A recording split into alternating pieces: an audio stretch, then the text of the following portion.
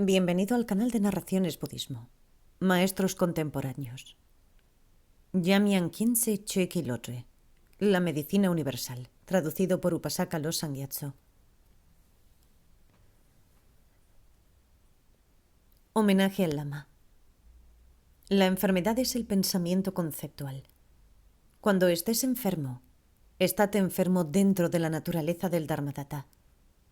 Dentro de la verdadera naturaleza de los fenómenos, no existe la enfermedad. La enfermedad carece de esencia. Dejadla que se libere dentro del espacio que todo lo penetra. La enfermedad es un adorno de la proyección de Dharmadhata. Y el juego de la realidad inherente es incesante. Todo lo que se nos aparece es enfermedad. Y toda enfermedad es por naturaleza sabiduría. Dentro de esta sabiduría, siéntate sin distracciones y las causas y los efectos de la enfermedad serán purificados dentro del espacio que todo lo interpenetra. Que puedan todos los seres a través de los tres mundos ser liberados espontáneamente de la enfermedad de las emociones aflictivas.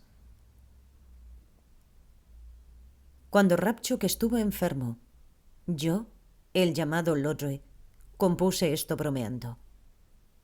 Que pueda prevalecer la virtud. Traducido por Adam Percy.